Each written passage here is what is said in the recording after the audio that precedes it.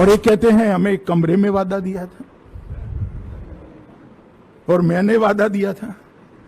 मैं कभी कुछ कमरे में नहीं करता, डंके की चोट पर सार्वजनिक रूप से करता हूं। कभी मैंने कमरे की पॉलिटिक्स नहीं की। मैं जनता के बीच में रहने वाला व्यक्ति हूं और नहीं डरता किसी से। जो होता है वो सबके बीच में धड़ल्ले के साथ मैं बोलता हूं। और मैं फिर से कहने आया हूं कि ऐसा कोई वादा नहीं किया था। चलो मान लो वादा किया था, तो उद्धव जी आपकी सभी प्रत्याशियों के बैनर पर आपसे 2.5 गुना बड़ा फोटो नरेंद्र मोदी का लटका कर आप प्रचार करते थे। मोदी जी के नाम पर वोट मांगते थे। मेरे साथ आपकी रैली हुई, मोदी जी के साथ आपकी रैली हुई। हर जगह हमने कहा कि एनडीए की सरकार बनाइए, देवेंद्र फडणवीस हमारे नेता है, वो मुख्यमंत्री बनेंगे। क्यों नहीं बोले भाई आप? उस वक्त क्यों नहीं बोले? परंतु मित्रों, ना कोई ऐसा वादा था, न ऐसी बात हुई थी। सत्ता के मोह के अंदर बाला साहब ठाकरे के सारे सिद्धांतों को तापी नदी में डालकर ये सत्ता पर बैठ गए। भारतीय जनता पार्टी सिद्धांतों के लिए राजनीति में आई है, राजनीति के लिए सिद्धांत नहीं बनाती है। और मैं शिवसेना के मित्रों को कहना चाहता हूं कि आपने सिद्धांतों के लिए आप राजनीति में नहीं आए हो। बाला साहब चले गए, अब राजनीति के लिए सिद्धांत को तोड़ते मरोड़ते हो। मगर महाराष्ट्र की जनता आपको बहुत अच्छे तरीके से जानती है। और इसीलिए अभी पंचायत का चुनाव हुआ, हमने उसमें भी कुछ छिपा कर नहीं करा।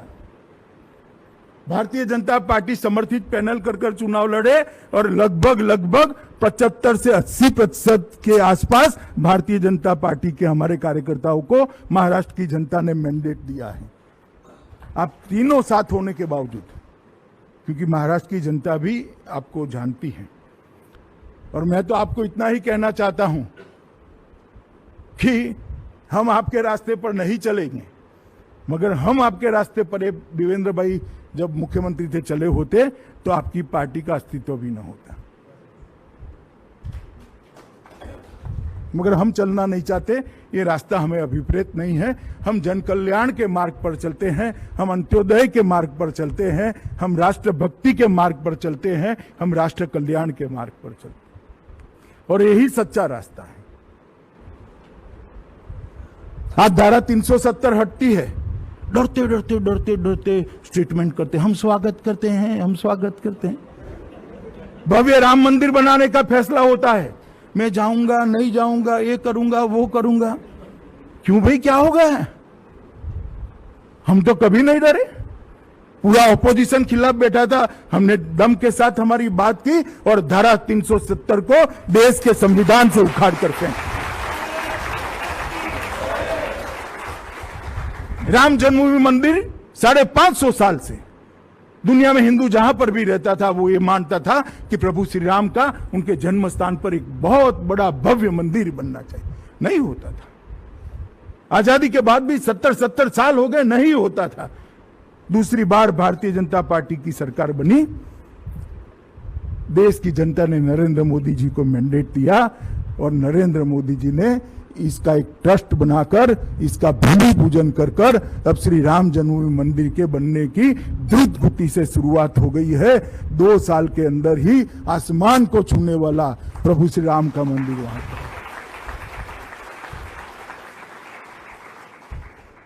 मित्रों, मैं महाराष्ट्र में आया हूं। मैं पार्टी अध्यक्ष था तब यहां चुनाव हुआ था। देवेंद्र जी के नेतृत्व में हम चुनाव लड़े थे और इसके बाद में एक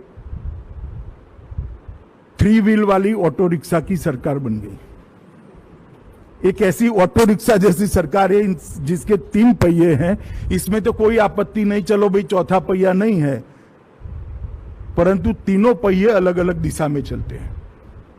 एक पूर्व में चलता है, एक पश्चिम में चलता है, एक उत्तर में चलता है और दक्षिण से पीछे से कोई खींचता है।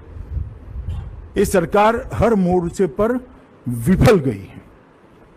और मैं आज महाराष्ट्र की जनता को कहने आया हूं कि आपने जो जनादेश दिया था वो पवित्र जनादेश का अनादर कर एक पवित्र गठबंधन बनकर सत्ता की लालच के कारण यहां पर सरकार बनी। जनादेश क्या था? जनादेश था मोदी जी और देवेंद्र जी के नेतृत्व में यहां भारतीय जनता पार्टी और शिवसेना की सरकार बनी। सत्ता गेली भाडमध्ये म्हणतो ना, चुलीत सत्ता गेली चुलीत। आम्ही आमच्या शिवसेनेच्या भाषेत बोलणार नाही कुठे गेली ती, दोन फुल्यात। पण बाळासाहेब ठाकरेंच्या खोलीमध्ये जाऊन आम्ही किंवा उद्धवजी किंवा अन्य कोणी सत्तेसाठी खोटं बोलणार नाही, एवढं आमच्यामध्ये लाचारी नाही। आरोप करतायत की करू द्या ना, बघा त्यांची वेदना मी समजू शकतो की एवढी प्रचंड ताकद असताना देशाची आर्थिक केंद्रीय तपास यंत्रणा असताना सुद्धा महाराष्ट्रामध्ये 105 आमदार असताना सुद्धा महाराष्ट्रामध्ये त्यांचं सरकार बनू शकलं नाही। त्यांची वेदना आहे। सगळ्यात मोठा पक्ष निवडून आल्यावरती त्यांची वेदना मी समजू शकतो, पण त्याला जबाबदार आम्ही नाही आहोत ना। भिन्न विचाराचे 3 पक्ष एकत्र आले आणि सरकार बनले। उद्धव ठाकरे यांची भूमिका होती की मला शिवसैनिक मुख्यमंत्री करायचं आहे। जर त्यावेळेला चर्चा झाली असती काळजीपूर्वक तर त्यातून वाटाघाटीतून नक्की मार्ग निघाला असता, पण तेव्हा सगळे ताठ्यामध्ये होते, असे ताठ होते सगळे, कोणी वाकायला तयार नव्हतं। आणि शिवसेनेला वाकवू ही त्यांची भूमिका होती। शिवसेना कशाला वाकेल? ठीक आहे, राजकारणामध्ये तडजोडी होत असतात, पण तडजोडी म्हणजे लाचारी नाही, झुकणं नाही आणि मांडवली नाही। त्याच्यामुळे शिवसेनेनं आपला मार्ग स्वीकारला। आज या राज्याच्या मुख्यमंत्रीपदी उद्धव ठाकरे आहेत, शिवसेनेचा मुख्यमंत्री आहे। हे जर विरोधी पक्षाला सहन होत नसेल त्याला आमचा नाईलाज आहे, पण हे सत्य आहे, वास्तव आहे, स्वीकारलं पाहिजे। आणि हे दिल्लीने स्वीकारलं पाहिजे आणि राज्यातल्या विरोधकांनी स्वीकारलं पाहिजे। अमित भाई शहा आज तिथे कोकणामध्ये आले आणि त्यांनी त्यांची वेदना व्यक्त केली। ठीक आहे, मी त्यांच्या दुःखात सहभागी आहे। NDAमध्ये आज एकही घटक पक्ष उरलेला नाही। का सगळे सोडून गेले आपल्याला? का? अकाली दल हा शिवसेनेबरोबरचा सगळ्यात जुना पक्ष आहे ना, एकत्र आम्ही। आज अकाली दल आपल्याबरोबर नाही, त्यांनी ते सुद्धा म्हणतात की आम्हाला फसवलं। शिवसेना सोडून द्या, बाकी हे JDU वगैरे आहेत ना, हे पेइंग गेस्ट आहेत। वो जाना आना सुरू रहता उनका, वो पेइंग गेस्ट आहे। वो राम मंदिराच्या प्रश्नावर किंवा मोदींच्या भूमिकेवर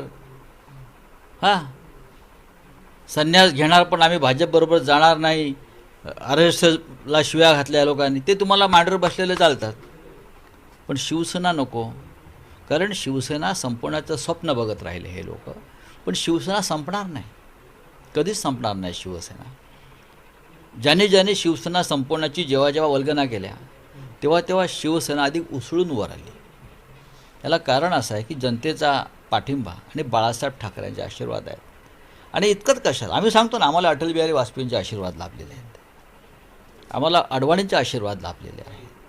आणि ज्याला आपण हॅपी टाईम्स म्हणतो, गुड टाईम्स म्हणतो, त्याच्यामध्ये नरेंद्रजी मोदी होते, अमित शहा सगळे होते त्या बंद खोलीमध्ये। बाळासाहेबांनी भारतीय जनता पक्षाला आशीर्वाद दिल्यामुळेच हिंदुत्वाचा वारू तुमचा असा पुढे गेला ना, हे विसरता येणार नाही। म्हणून ती बंद खोली जी आपण म्हणताय, बंद कमरा, तो बंद कमरा सामान्य नाही।